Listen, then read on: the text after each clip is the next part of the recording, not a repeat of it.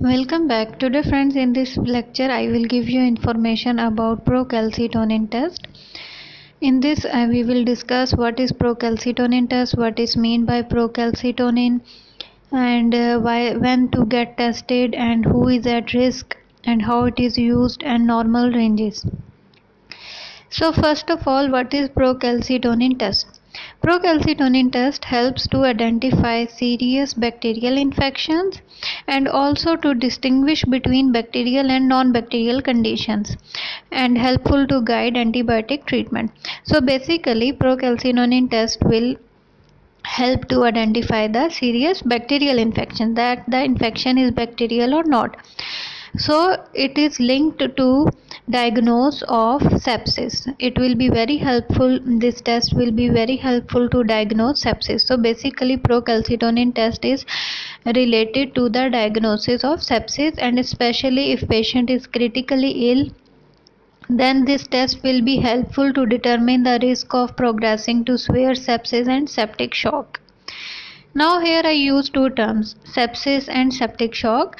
Just for knowledge, you remember in easy way that sepsis is the body's extreme response to an infection, and sepsis is a life-threatening illness that is caused by body response to infection. And septic shock is when patient experience a significant drop in blood pressure that can lead to respiratory or heart failure, stroke failure, and other organs, and leads to death. Now the question will come that when to get tested.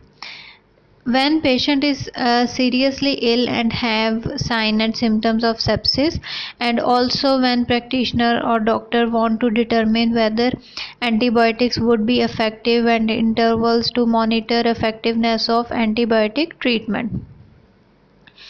And how it is used, just for knowledge I will tell you that procalcitonin test single or directly we will not go towards the procalcitonin test. First we will do routine test. After that we will, if the patient is still ill and showing symptoms of sepsis, that time we will use procalcitonin test with other tests and examinations to help detect or rule out sepsis in seriously ill patients. And it has been primarily used in people who seek care at emergency department or who are admitted to the intensive care units with signs and symptoms that may be due to sepsis. So procalcitonin test may be used to help determine the risk that a critically ill person will progress to severe sepsis and septic shock, or the risk of person dying. And as I told before, that the distinguish between bacterial and non-bacterial causes of infection such as meningitis and pneumonia. Also it will be helpful to diagnose kidney infection in children with urinary tract infections, UTI, and also detects the development of secondary bacterial infection in a person who has tissue damage due to trauma or surgery or viral illness such as pneumonia. And at the last also guide antibiotic treatment and monitor effectiveness. The test may be used in helping to decide whether antibiotics should be started or stopped for patients with lower respiratory tract infections, and whether antibiotic can be discontinued with in patients with sepsis. As I told that this procalcitonin test may be used with other tests. So that test include CRP, C-reactive protein cultures, blood culture, urine culture, lactate, blood gases, CBC, and CSF analysis. So with these tests we will use this procalcitonin test. And the more other that who is at risk of sepsis.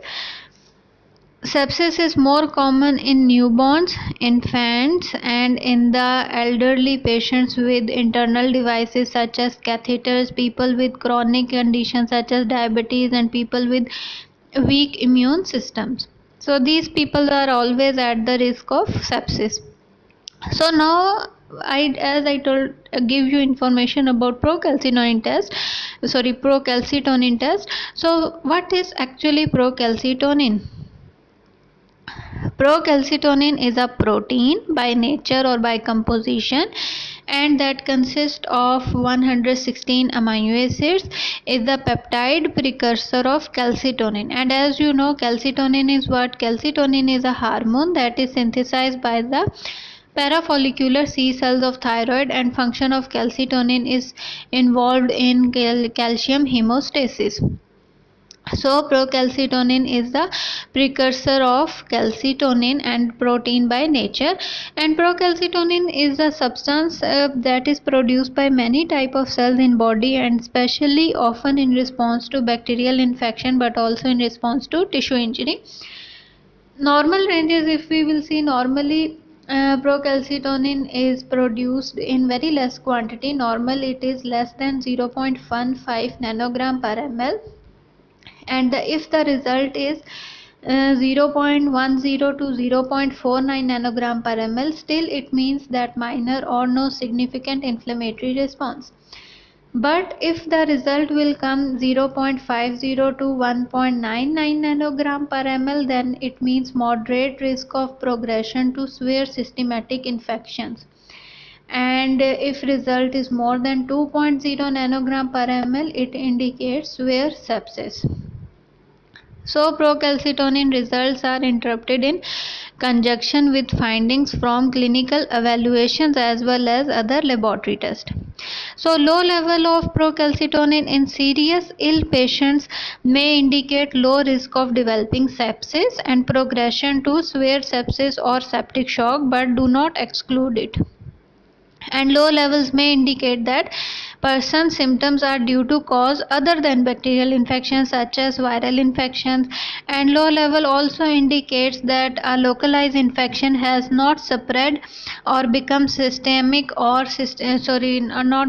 become systemic or systemic infection that is less than 6 hours.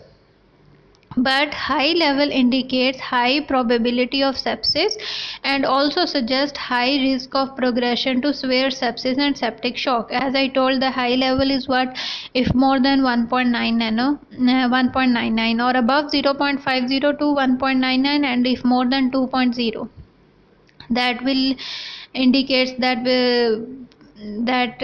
seen in people with serious bacterial infections such as meningitis. And moderate elevations may be due to non-infectious condition or due to early infections, and along with other findings should be reviewed carefully. They may be also seen in children with kidney infections. And decreased, if procalcitonin level is decreasing over time, means those people who are taking treatment in especially in person being treated for sepsis or bacterial infection, indicates now that the therapy or treatment is giving response. So stable or increasing procalcitonin level may indicates the need of continued therapy. So this is the information about procalcitonin test. I hope you understand what is procalcitonin and why this test need. So this lecture is going to complete here. I will meet you with new lecture. Until that, take care of yourself, and again thank you so much for your support. If you want to learn any other new topic, please do write in comments box, and if you understand this topic, please click like button to appreciate. Thank you so much. Take care of yourself.